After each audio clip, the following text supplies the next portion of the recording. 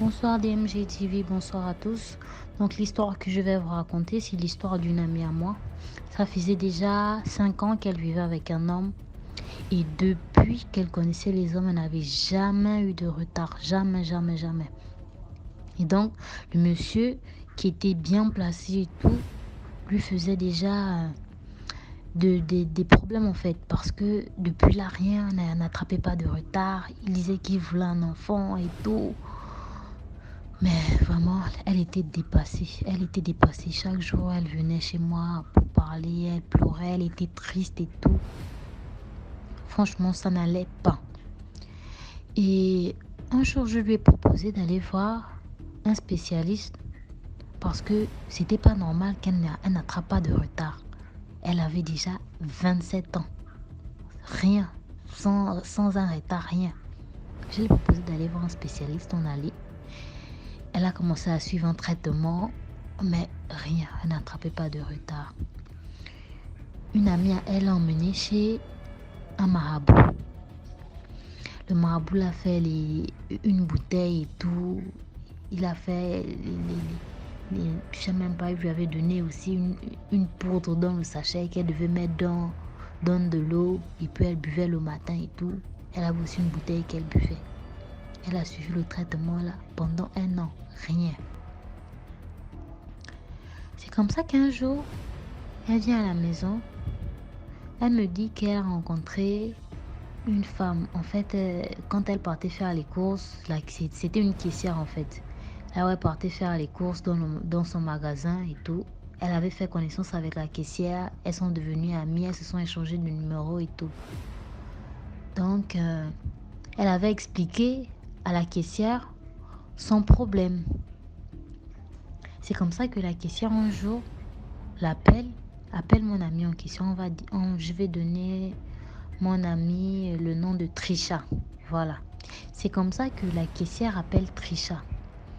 Elle dit à Trisha, si tu veux, je peux te trouver la solution à ton problème du fait que tu n'enfantes pas.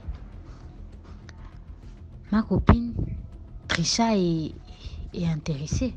Elle dit, voilà, c'est ça. Depuis que je cherche une solution, il y a quelqu'un enfin, j'espère, qui aura une bonne solution parce qu'elle m'a raconté qu'elle a eu aussi le même problème. Et chez le monsieur en question, chez qui elle veut m'emmener, c'est là-bas qu'elle a trouvé la solution. Donc, c'est là-bas que moi aussi, j'irai pour trouver la solution à mon problème. Elle m'a raconté tout ça. Je lui ai dit, déjà, tu ne connais pas bien la caissière en question.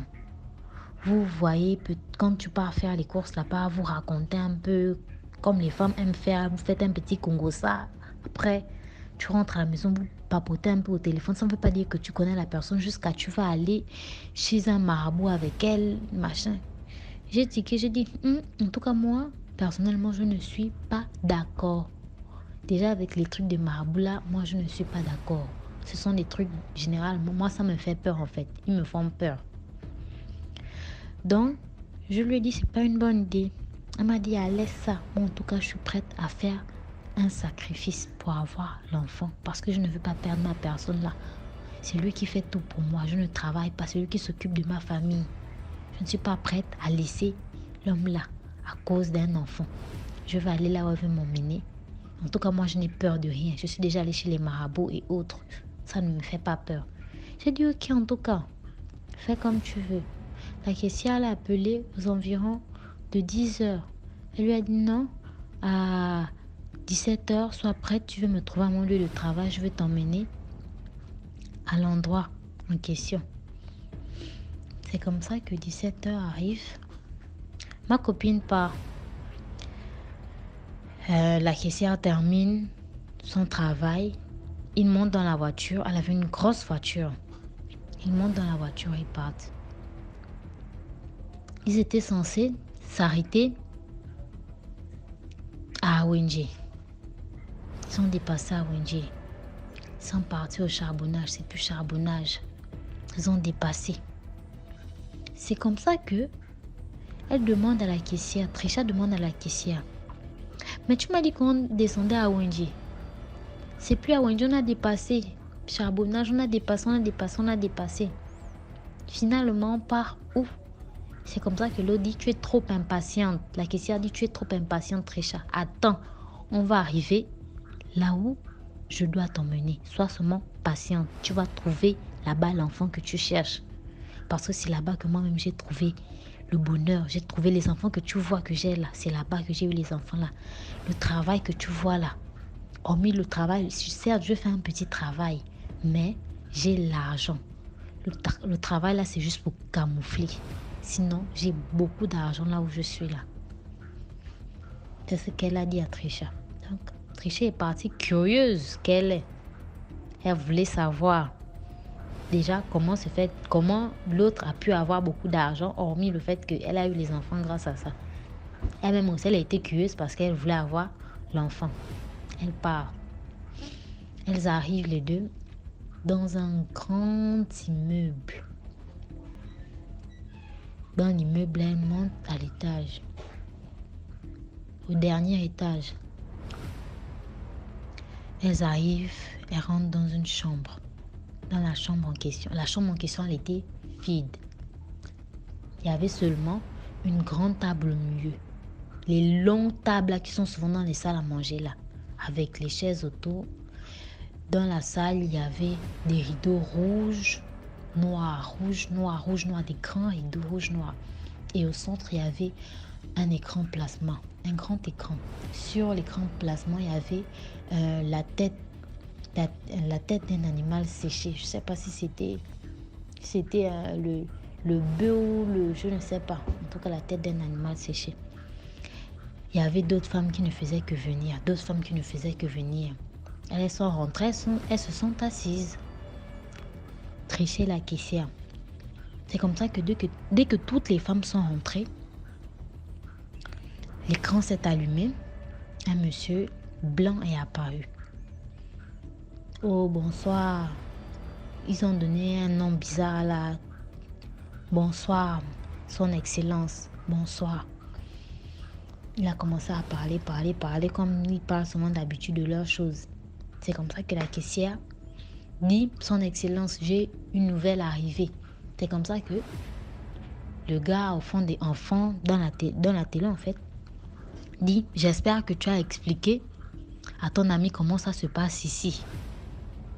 C'est comme ça que la caissière dit, oui, t'inquiète, j'ai expliqué à mon ami comment ça se passe ici. C'est comme ça qu'elle donne une feuille à Trisha. Elle donne la feuille à Trisha. Elle dit, c'est comme ça ici. Si tout ce que tu vas lire te plaît, tu signes. Ici, on donne les enfants, on donne la richesse, on donne ce que tu veux, on donne même la longévité. Mais en échange, il y a des sacrifices à faire derrière. Quand Trisha a entendu ça, elle est devenue glacée sur place. Elle-même me raconte que le jour-là, elle voulait pisser sur place tellement elle a eu peur.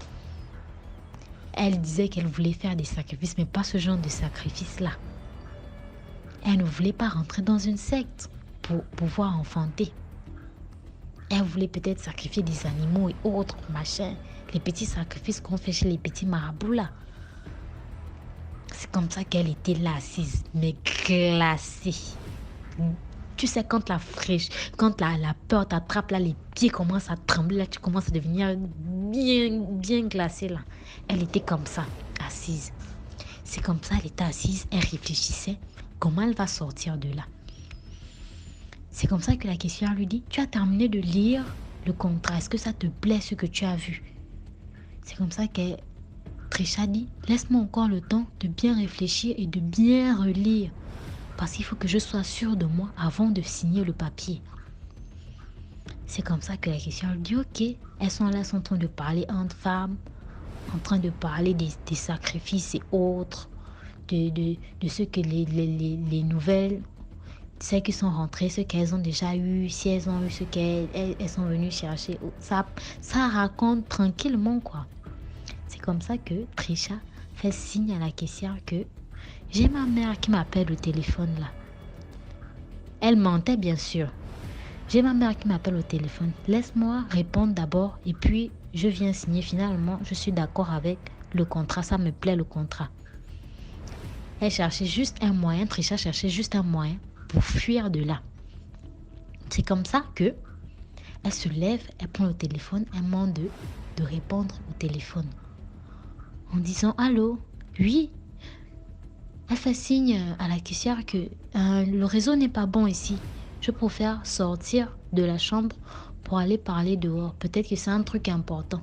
C'est comme ça que la caissière lui dit ok, il n'y a pas de souci. En tout cas, tant que tu reviens pour signer. Elle dit ok, non, il n'y a pas de problème, je vais revenir pour signer. Elle sort. Elle descend un peu. Elle demande de crier allô, allô, allô, allô, allô, jusqu'à elle quitte complètement de l'immeuble. Elle prend un taxi. Allez, elle rentre chez elle. Mais toute la nuit, Trisha n'a pas dormi. Elle n'a pas dormi. Combat dans le sommeil. Combat dans le sommeil. Quand elle se réveille le matin comme ça, là, elle est venue chez moi. Elle ne parlait plus. La voix était partie. Il y avait des traces sur son cou là.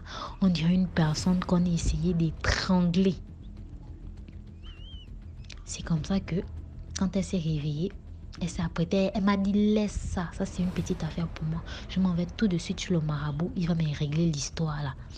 Elle est partie sur le marabout. Le marabout lui a fait des trucs pour laver, pour couper les liens avec la fille en question. Pour couper les liens avec la caissière. Il a tout fait. Elle est rentrée le soir. Elle m'a dit, tu vois, ça c'était un petit problème. Mais au moins, je sais déjà comment elle gagne sa vie. Je sais qu'elle est dans une secte, c'est comme ça qu'elle gagne sa vie. Elle se cache derrière les petits boulots là, alors que, au fond, elle est dans les mauvaises choses. Moi, je sais déjà comment elle gagne sa vie, mais moi, je ne suis pas prête à faire ce genre de sacrifice pour avoir l'enfant. C'est pas grave, même si le monsieur va me mettre dehors. Mais en tout cas, je vais chercher. Si vraiment Dieu sait que c'est l'homme qu'il me faut, il va me donner l'enfant. C'est comme ça qu'elle est revenue de chez le marabout. Tout allait bien, mais par la suite, le monsieur l'a mis dehors. Il l'a chassé de la maison parce qu'elle ne faisait pas d'enfants. Lui, il voulait une famille qui fait des enfants. En ce moment, elle vit avec un autre homme et tout. Bon, la morale de l'histoire. Faites attention, s'il vous plaît, avec qui vous marchez. Faites attention. Déjà, moi-même, en fait, je me suis séparée d'elle. Je ne marche plus avec elle. J'ai complètement tout coupé les ponts. Parce que je ne peux pas être amie avec une personne qui part tout le temps chez les marabouts. Vraiment, mes amis, je les sélectionne. Donc vraiment, vraiment, faites attention avec qui vous marchez. Faites attention. Le dehors est vraiment dangereux. Dangereux.